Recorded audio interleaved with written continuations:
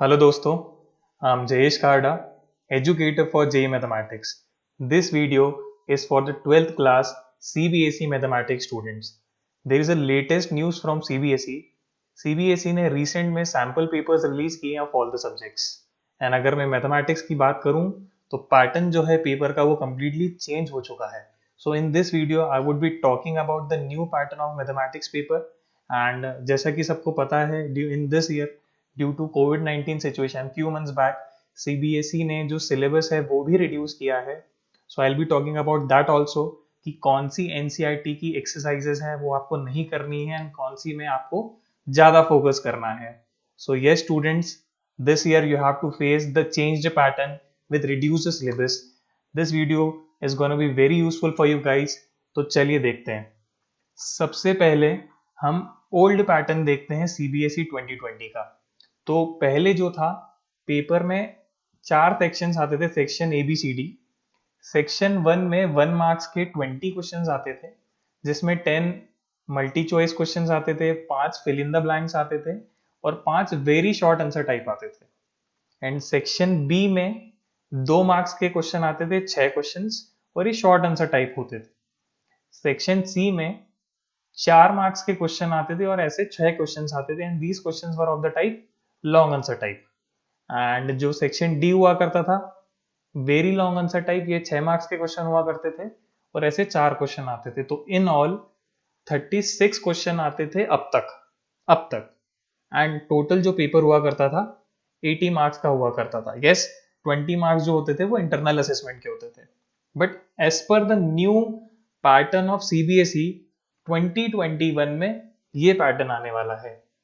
Basically हुआ ये है, पेपर को 2 पार्ट्स में डिवाइड कर दिया गया है. One is part A and other is part B. Part A में 2 सेक्शन है, section 1 and section 2. And part B में 3 सेक्शन है, section 3, section 4 and section 5. So इसके बारे में हम थोड़ा डिटेल में बात करते हैं.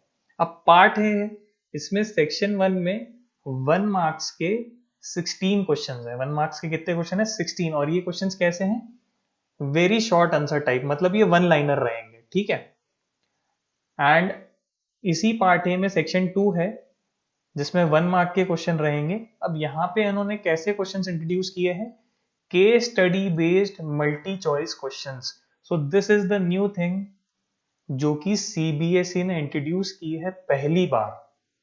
ठीक है.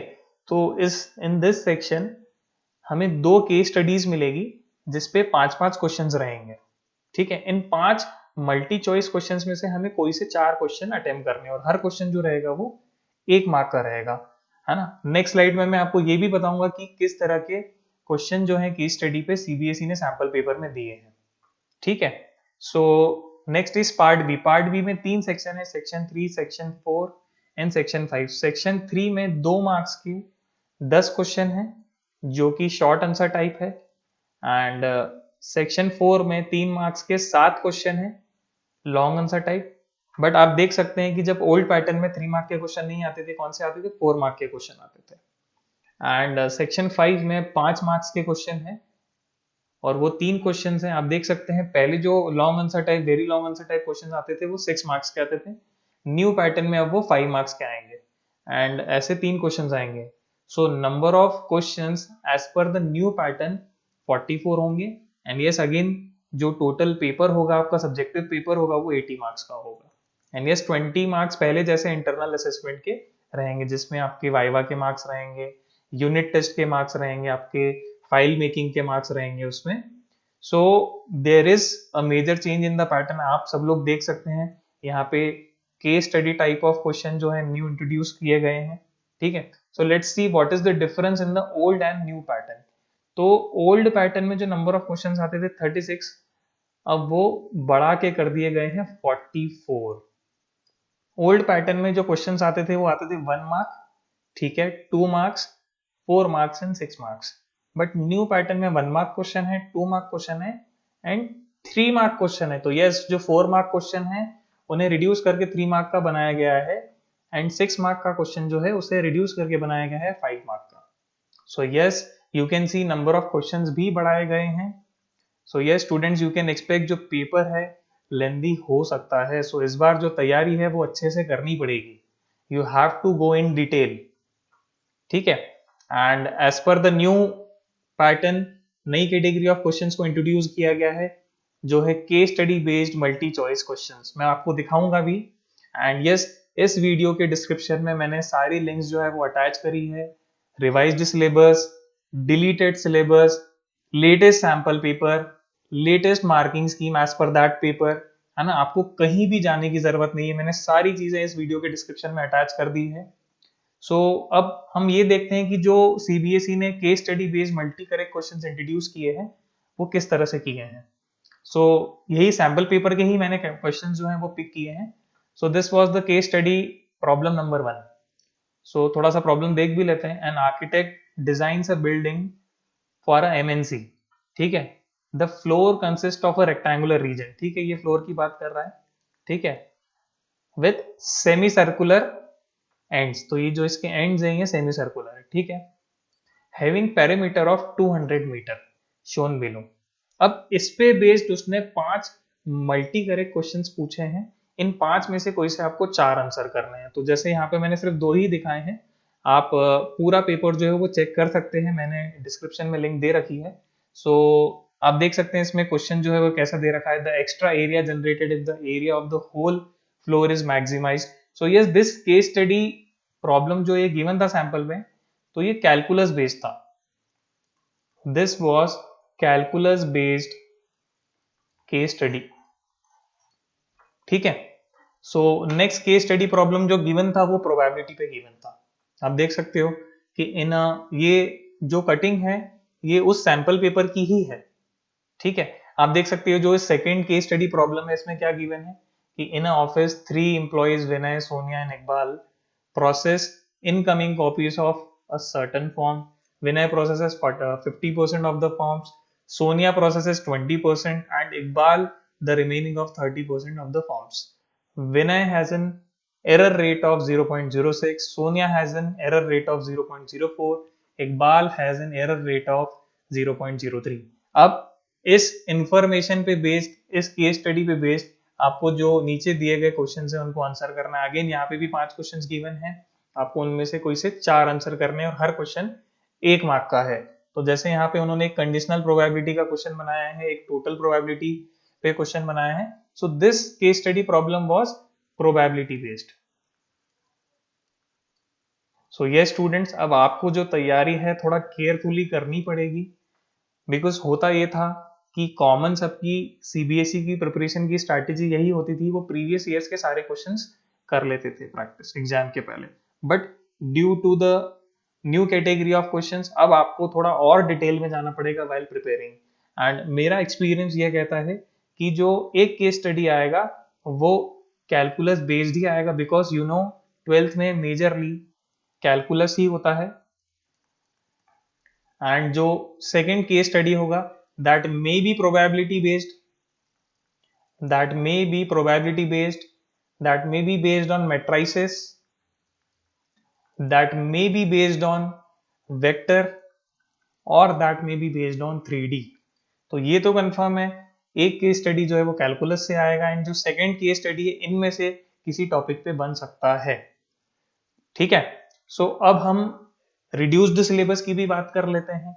जैसा कि सबको पता है, ड्यू टू कोविड-19 सिचुएशन सीबीएसई ने सिलेबस तो हम लोगों के लिए रिलैक्स किया है। यस, चीजें मैंने आपके लिए काफी फिल्टर कर ली, काफी आपके लिए स्ट्रक्चर्ड कर ली है कि कौन सी एक्सरसाइज आपको बिल्कुल नहीं टच करनी है, ठीक है।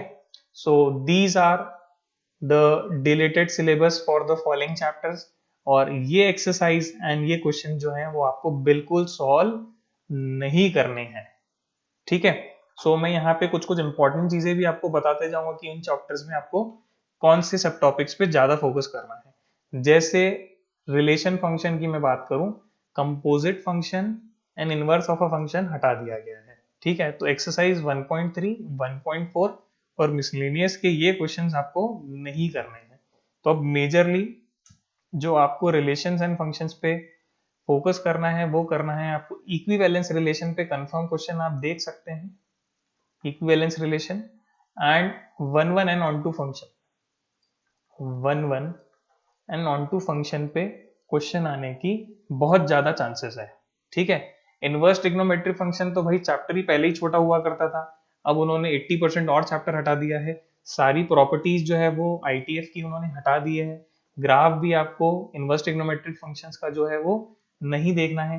तो अब मेजरली आपको किस पे फोकस करना है? Domain of inverse trigonometric functions, range of inverse trigonometric functions and principal value branch, आपको इन्हीं पे ज्यादा फोकस करना है। ठीक है, सो एक्सरसाइज 2.2 बिल्कुल नहीं करना है, एंड मिसलेनियस के क्वेश्चन नंबर 3 से लेके क्वेश्चन नंबर 17 ये आपको आईटीएफ में नहीं करना है बॉस। सो नेक्स्ट चैप्टर है मैट्राइसेस, अलजेब्रा का चैप्टर है ना। इसमें सब बच्चे खुश भी होंगे कि उन्होंने elementary row and column operation वाला जो टॉपिक है वो हटा दिया for finding inverse of a matrix. वैसे भी बच्चों को कम पसंद आता था, एंड जेई में भी नहीं आता ये टॉपिक। तो यस, ये इस पे एक्सरसाइज 3.4 है, आपको एक्सरसाइज 3.4 जो है वो नहीं करनी है। डिटर्मिनेंट्स लगभग पूरा ही हटा दिया गया है, डिटर्मिनेंट में होती ही प्रॉपर्टीज हैं। ठीक है, तो प्रॉपर्टीज हटा दी गई है। And solving system of linear equations by the method of determinants, ये भी हटा दिया गया है। सो यस, आपको एक्सरसाइज 4.2, एक्सरसाइज 4.6 में क्वेश्चन 1 to 6 एंड मिसलेनियस के ये क्वेश्चन जो है ये नहीं करने। जस्ट रिमेंबर, ये क्वेश्चंस आपको नहीं करने हैं। इसके अलावा एनसीईआरटी में जो भी क्वेश्चंस हैं आपको बिल्कुल अच्छे तरह से सॉल्व करना है। ठीक है, आगे बढ़ते हैं। कैलकुलस का अगला चैप्टर है कंटिन्यूटी एंड डिफरेंशियबिलिटी, में से रोल्स थ्योरम और एलएमवीटी थ्योरम जो है वो हटा दी गई है। तो एक्सरसाइज 5.8 नहीं करना है आपको, एंड मिसलेनियस का क्वेश्चन नंबर 19 नहीं करना है। एप्लीकेशन ऑफ डेरिवेटिव्स में यूजुअली 5 सब टॉपिक होते हैं, जिसमें से 2 हटा दिए गए हैं, rate of change of bodies and approximation using derivatives, तो ये हटा दिया गया है। तो एक्सरसाइज 6.1, 6.4 बिल्कुल नहीं करना है। मिसलेनियस का क्वेश्चन 3 एंड 19 भी नहीं करना है। तो अब मेजरली आपको इसमें फोकस करना है टेंजेंट्स एंड नॉर्मल्स पे, टेंजेंट्स एंड नॉर्मल्स पे फोकस करना है। मैं शॉर्ट फॉर्म लिख देता हूं। इंक्रीजिंग एंड डिक्रीजिंग पे फोकस करना है कि फंक्शन कब इंक्रीजिंग होगा कब डिक्रीजिंग होगा, एंड मैक्सिमा एंड मिनिमा पे फोकस करना है आपको। आप बिल्कुल ये जो पेज है इसका स्क्रीनशॉट ले सकते हैं। ठीक है, अब इंटीग्रेशन में आपको definite integration as a limit of a sum जो है वो हटा दिया गया है। सब्जेक्टिव टॉपिक होता है, एक्सरसाइज 7.8 होती है उसकी, तो ये आपको नहीं करना है।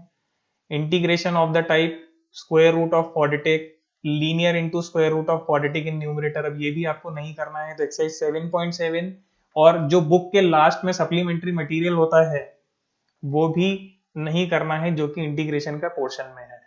ठीक है, अब application of integrals, that is finding area with the help of integration. अब उसमें आपको area between any two curves आपको अब नहीं पढ़ना है, तो उस पे बेस्ड एक्सरसाइज 8.2 है वो नहीं करनी है।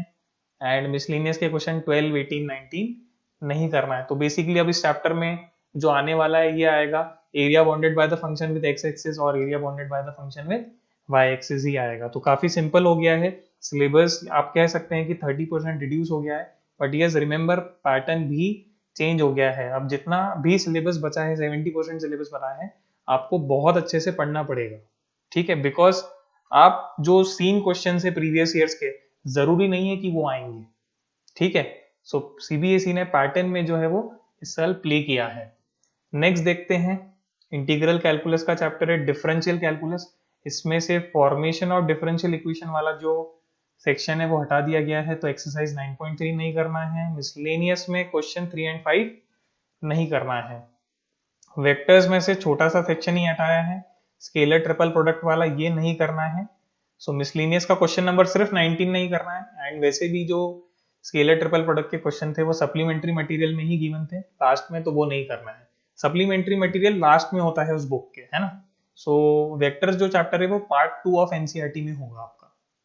वेक्टर्स के बाद चैप्टर आता है 3D। सो इसमें से ये 3 सब टॉपिक्स हटा दिए गए हैं, finding angle between two lines, angle between two planes, angle between line and plane, तो ये आपको नहीं करना है। एंड इसके जो क्वेश्चंस है वो ये है, ये आप बिल्कुल ना करें, अपना टाइम बचाएं, और जो इंपॉर्टेंट टॉपिक्स है आप बचे हुए उस पर ज्यादा अच्छे से फोकस करें और डिटेल में जाएं उनमें। ठीक है, लीनियर प्रोग्रामिंग में आपको mathematical formulation of linear programming problems नहीं करना है, और वो जो अनबाउंडेड एरिया वाले रहते हैं क्वेश्चंस, आपको वो भी नहीं करना है। आपको कौन से वाले करना है? बाउंडेड वाले करना है। तो मैंने ये भी फिल्टर कर लिए हैं कि एनसीईआरटी में इसके कौन से क्वेश्चंस हैं। तो एक्सरसाइज 12.1 में क्वेश्चन 4, 6, 9 एंड एक्सरसाइज 12.2 में क्वेश्चन 1, 9 एंड 10 नहीं करना है। मिसलिनियस का क्वेश्चन 2 एंड 3 नहीं करना है। एंड लीनियर प्रोग्रामिंग में जो क्वेश्चन आएगा वो 5 मार्क का आएगा। ठीक है, so very long answer type में इसका क्वेश्चन आने वाला है लीनियर प्रोग्रामिंग का, एंड काफी स्कोरिंग है। आप 2-2.5 घंटे भी देंगे तो ये चैप्टर बहुत अच्छे से हो जाता है। ठीक है, last chapter is probability. Probability में mean and variance of random variable हटा दिया गया है, and the other topic binomial probability distribution हटा दिया गया है। तो एनसीईआरटी में एक्सरसाइज 13.4 एंड 13.5 नहीं सॉल्व करना है, एंड मिसलेनियस का क्वेश्चन 5, 6 एंड 9 नहीं सॉल्व करना है। सो आप बिल्कुल स्क्रीनशॉट ले लें इनका, this would be very helpful for you while preparing. So बच्चों बिल्कुल ध्यान रखना पैटर्न का, सिलेबस का अच्छे से तैयारी करना, एंड आई होप ये वीडियो आपके लिए काफ़ी यूजफुल रहा होगा। अपने फ्रेंड्स को भी हेल्प करें, ये वीडियो शेयर करें, एंड चैनल सब्सक्राइब करके हमको मोटिवेट करें। Thank you so much, God bless you guys.